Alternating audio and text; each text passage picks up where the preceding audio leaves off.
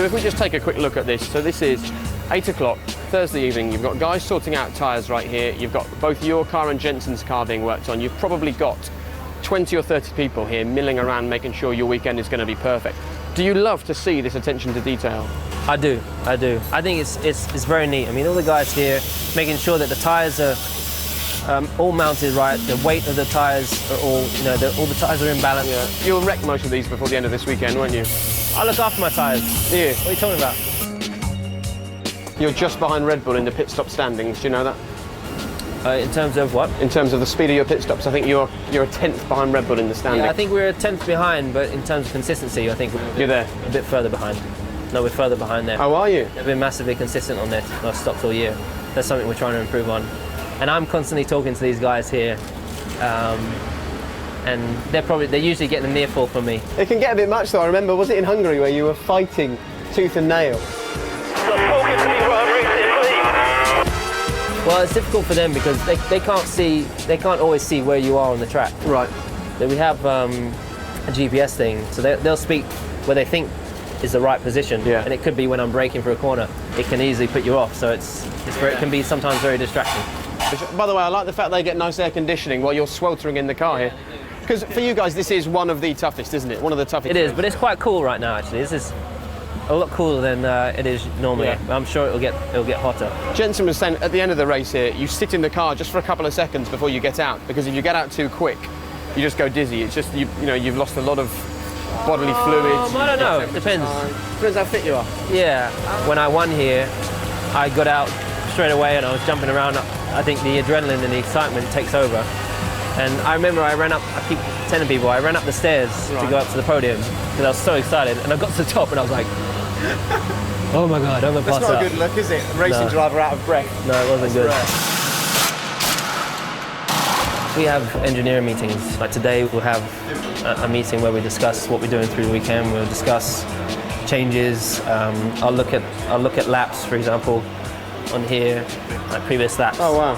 And okay. You look at all the drivers' laps from previous times. And what are you learning from that? Just visuals, looking at the track, looking how I drove, exits that I got, curbs that I used, curbs that I didn't use. So you just have a look and it just refreshes your mind as well.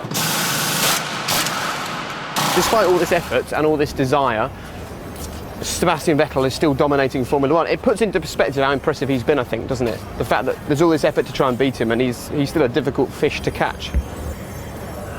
This is not like golf. Yeah. It's not like golf where the... Let's push. Yeah, go for it.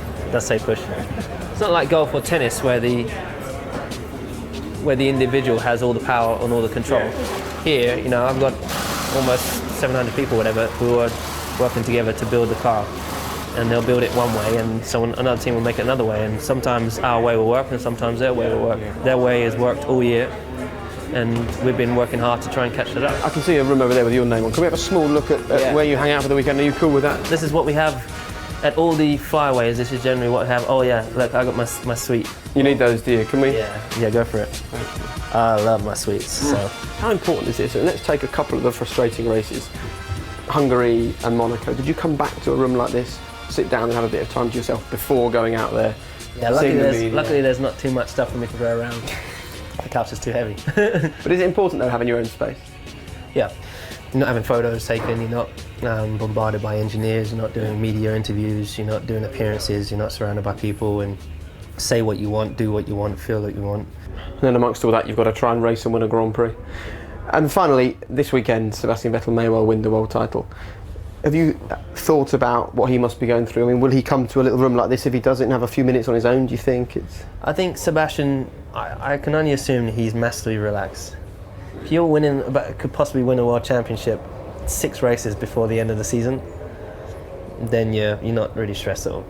When you're at the last race and everything depends on how you finish, how you perform that day, one little mistake can be out the window. That's what a cool pressure. But he's pretty relaxed. If he doesn't do it this weekend, he'll do it next weekend. Yeah. My battle right now is getting myself in a good position, winning as many as I can for the rest of the season and performing well. That's what makes me happy. And what we take from this year, what we learn from this year, we'll take into next year. And I pray that next year's car is is a real killer. So it's a bit